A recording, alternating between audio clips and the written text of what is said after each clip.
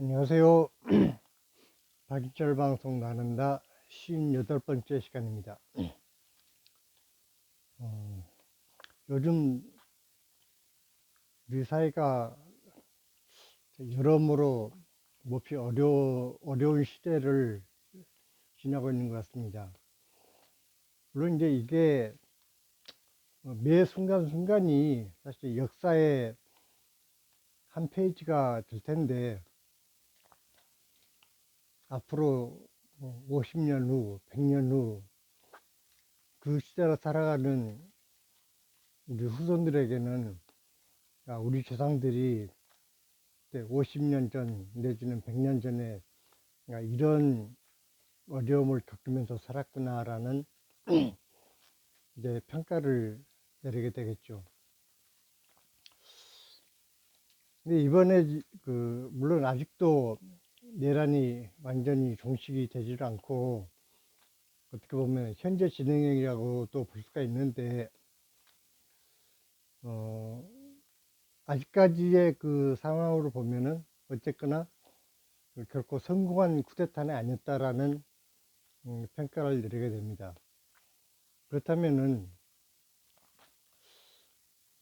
가장 성공하기 쉬운 게 친위 쿠데타인데 왜 실패했을까라는 부분에 대해서 또 생각을 하게 됩니다.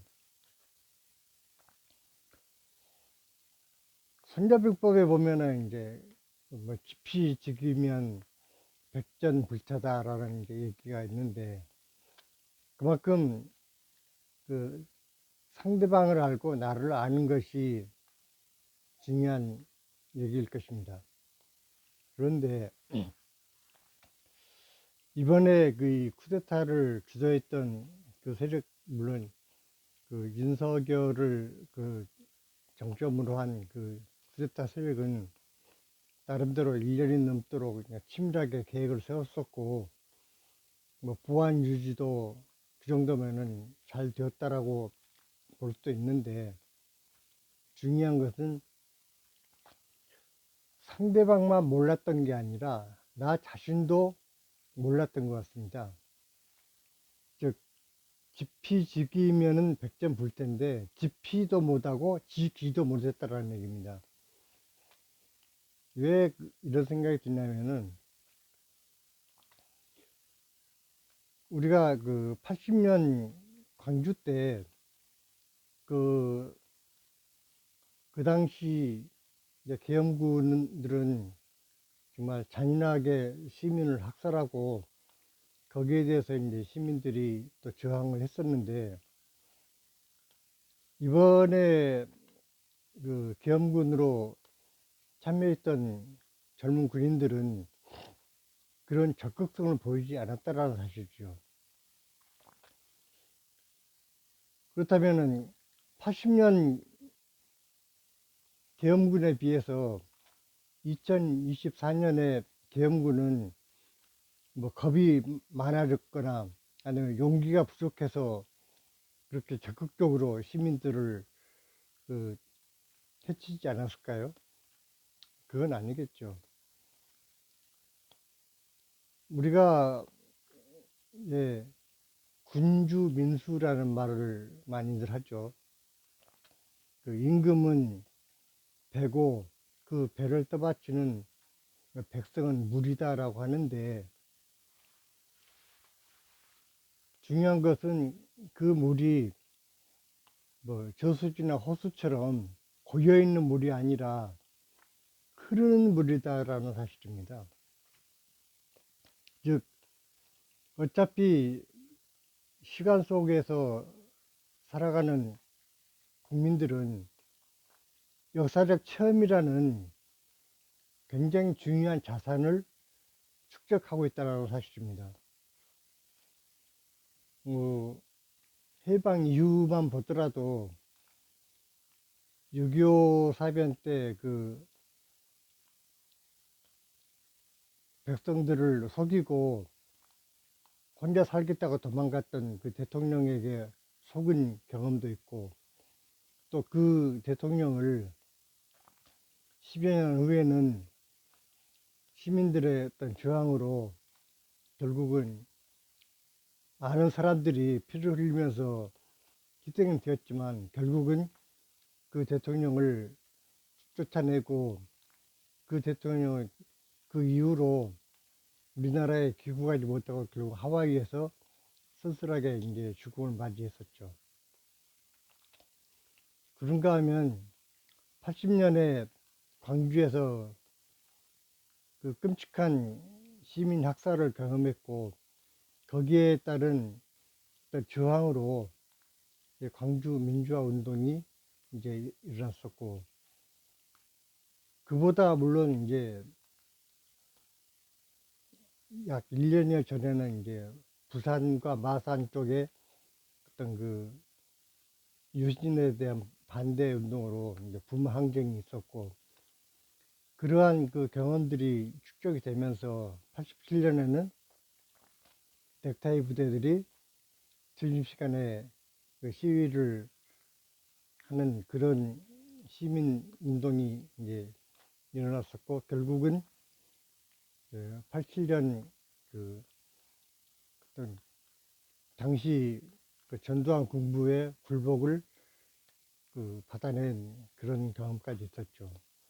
그런가 하면 요 근래에 와서는 2016년에 그 박근혜 대통령에 대한 탄핵이라는 또 경험을 하게 되었고, 그러한 역사적 체험들이 쌓이고 쌓여서 국민들은 서서히 내가 주인이다라는, 그야말로 주인의식을 조금씩 이제 자각하게 되었고, 그 시민들의 그 자식들인 젊은 군인들은 군대라는 그 자기 어떤 상명하복에 철저한 그런 체계 속에서도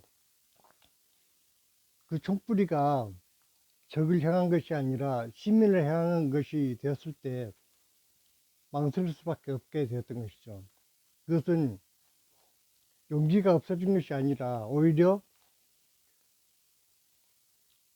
상부의 잘못된 명령을 거부할 수 있는 더 커다란 용기가 마음속에서 이제 싹트고 있었다는 것이고, 심지어 어떤 군인들은 시민들에게 이제 계엄이 해제되고 나서 물러가면서 미안합니다, 죄송합니다 하고 인사를 하면서 갔다는 얘기가 이제 들었습니다.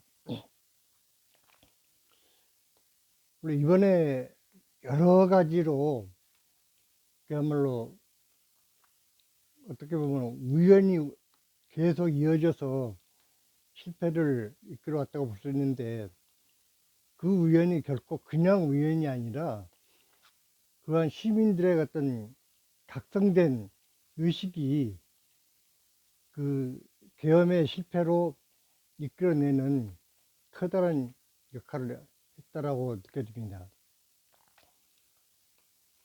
물론 그 이재명 민주당 대표의 그런 그 라이브 방송을 통한 어떤 시민들과 국회의원들을 국회로 그 결집할 수 있도록 그 호소를 했던 것도 강력한 원인이 되었고, 그러한 상황에서 이전의 쿠데타와 이번의 쿠데타의 차이점이 그 언론의 어떤 통제와 그 통제되지 않는 개인 그 언론이라고 하기는 좀 그렇지만, 아무튼 의사소통이 가능한 그런 뭐 유튜브라든지 이런 것을 통해서 모든 시민들이 그러한 정보들을 다 공유할 수 있는 그러한 조건들이 또한 그 시민들의 결집과 그로 인한 쿠데타의 실패를 가져온 중요한 원인의 하나가 됐던 것 같습니다. 그리고 또 하나 중요한 사실은 지피지기를 못했던 쿠데타 그 주도 세력들이 왜 그러면은 그렇게 적도 모르고 나도 모르는 그런 상태에 머물 수밖에 없었는가? 그것은 객관적인, 그러니까 사실에 그 바탕한 정보를 받아들이지 못했다라는 사실입니다. 늘 어느 나라나 뭐 동서고금을 막론하고 나라가 위기를 당하게 될 때는 왜곡된 정보가 그 사회를 지배하게 되고, 또한 그 통치자들의 주변에는 객관적 사실에 입각해서 냉정한 판단을 할 수 있는 그 객관적 그 사실을 제공하기보다는 그 통치자의 입맛에 맞는 정보만 제공하다 보니까 객관적 평가를 못하게 되는 그런 우려를 범하게 되는 것이죠. 제가 이제 사실 이 유튜브를 시작하면서는 저 자신의 이제 개인적인 삶을 지금까지 살아오면서 단순히 삶을 정리한다라는 측면에서 그 과거를 회상하면서 얘기를 했었는데, 제가 이제 원했던 것은 그러한 저의 그 삶이 뭐 그렇게 뭐 성공적인 삶도 아니었고, 현재 그 모습도 그렇게 성공적인 삶의 모습은 아니지만, 성공한 자의 또 훌륭한 삶도 중요하겠지만 실패한 자의 어떤 체험도 반면교사로 삼을 만한 가치가 있겠다 싶어서 나 자신이 또 나를 반성하고, 또 이 얘기를 듣는 사람들이 이렇게 살아가는 사람도 있었구나, 이렇게 하면은 삶의 보탬이 되고, 이런 부분은 아, 시행착오를 겪었으니까 이렇게 살면 안 되겠구나라는 어떤 교훈을 얻기를 바라는 생각이었는데, 최근에 와서 이 우리 사회가 돌아가는 이 상황들을 지켜보니까 사실 개인의 삶이라는 것이 단순히 혼자만의 삶이 아니라 사회와 개인이 결코 분리되어서 존재할 수 없다는 것을 느끼게 됩니다. 그래서 제가 뭐 정치하는 사람들한테 뭐 이렇게 정치를 해 주십시오, 뭐 이런 정책을 펴 주십시오라고 부탁을 하지 않고, 오히려 그러한 그 정치가들을 선택하는 위치에 서 있는 그 시민들, 즉 유권자들이 얼마나 각성을 하고 그 시대를 냉철한 어떤 판단력으로 살아가야 하는가에 대해서 여러 번 지적을 했었습니다. 오늘 또 마찬가지로 뭐 앞으로 이제 대선을 앞두고 뭐 이런 정책을 펴주십시오라는 어떤 부탁보다는 어떠한 사람을 우리가 선발을 해야 되는지, 또 올바른 사람을 선택하기 위해서는 그 사람의 과거 행적과 그 사람이 어떤 정직성, 능력, 이런 다양한 측면에서 분석하고 평가할 수 있는 안목을 키워야 되지 않겠는가 라는 생각에서 다시금 그 현재의 어떤 정치적 상황에 대해서 또 관심을 가지고 이렇게 얘기를 하게 되었습니다. 즉, 현재 사회는 과거처럼 그 제한된 그 언론을 통해서 정보가 제공되는 것이 아니고, 저도 이렇게 뭐 가진 것도 없는 저 같은 사람도 스마트폰을 앞에다 놓고 이렇게 개인 유튜브를 통해서 이제 개인 방송을 하고 있는데, 이 세상 모든 사람들이 각자가 자기 이야기를 할 수 있는 시대가 현대 사회라고 생각이 됩니다. 그래서 그는 모든 사람이 정보를 제공할 수 있고, 또 동시에 모든 사람이 그러한 정보를 받아들일 수가 있게 되었습니다. 특히 이제 요즘에 이제 그 정치 관련된 평론을 하는 유튜버들이 많이 있는데, 그 보수는 보수대로, 진보는 진보대로, 그 인기 있는 유튜버들이 꽤 있습니다.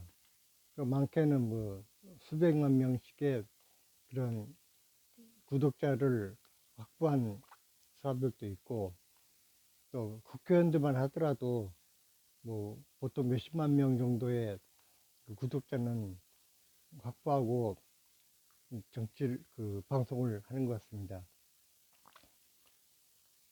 즉 지금 이 시대를 살아가는 우리는 단순히 옛날처럼 이제 정치는 정치하는 사람들이나 알아서 하고 우리는 그저 위에서 알아서 하는 대로 그냥 시키면 시키는 대로 그렇게 살아가면 되겠지. 나는 정치하고는 아무런 상관이 없을 거야. 라고 생각하는 사람들은 그렇게 많지 않을 것입니다.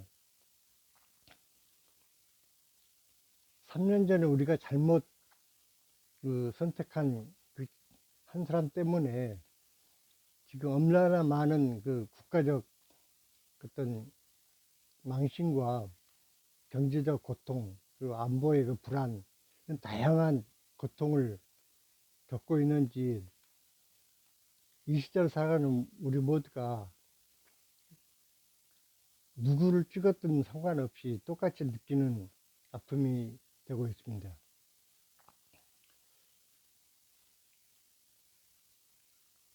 물론 이 어떤 국민들의 시민 의식, 그러니까 성숙한 시민 의식을 가지기 위해서는 교육의 역할이 굉장히 중요한데, 우리가 경험해 본 과거를 살펴보면 교육이 전부는 아닌 것 같습니다. 그러니까 유신 시대나 전두환 군부 시대 때도 정권을 홍보하고 정권의 정당성을 알리기 위해서 엄청나게 언론을 통제하고 심지어 교과서에서까지도 정권을 찬양하는 그런 내용으로 학생들을 가르쳤지만, 그런 교육을 받고 고등학교 졸업하고 대학을 간 사람들이 운동권이 되어서 민주화를 위해 자기 한 몸을 바치는 그런 희생을 감내하는 그런 사례들을 많이 보아왔습니다.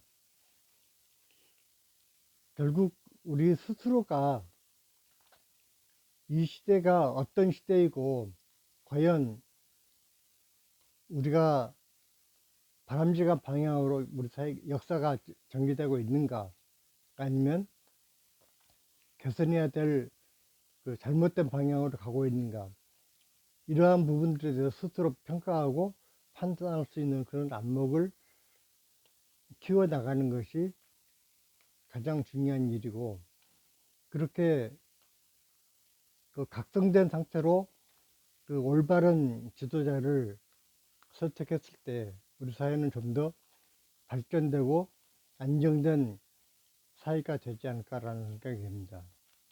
또한 여기서 한 가지 간과할 수 없는 것이 우리 한민족의 우수성입니다. 아마 개개인의 능력만 놓고 본다면은 전 세계 어디에 갖다 놔도 한민족만큼 탁월한 능력을 발휘하는 민족은 없을 거라는 생각이 듭니다. 따라서 좀 더 개인의 역량을 억압하지 않고 제대로 자기의 어떤 잠재적 가능성을 발휘할 수 있는 그런 여건만 만들어진다면 우리 사회는 훨씬 빠른 시간 안에 안정과 발전을 가져오지 않을까라는 생각이 듭니다. 그래서 지금 내란이 아직도 정리되지 않았지만 조만간 탄핵이 확정이 되고 바로 이어지는 대선에서는 진정 국민을 위해서 봉사하고 헌신할 수 있는 그러한 능력 있는 지도자를 선택할 수 있도록 우리 모두가 노력을 기울여야 하지 않을까라는 생각이 듭니다. 오늘은 하루빨리 우리 사회가 찬하게 결정되고 한 걸음 한 걸음 안정을 찾아갈 수 있는 사회가 되기를 기대하면서 오늘은 이만 마치겠습니다. 감사합니다.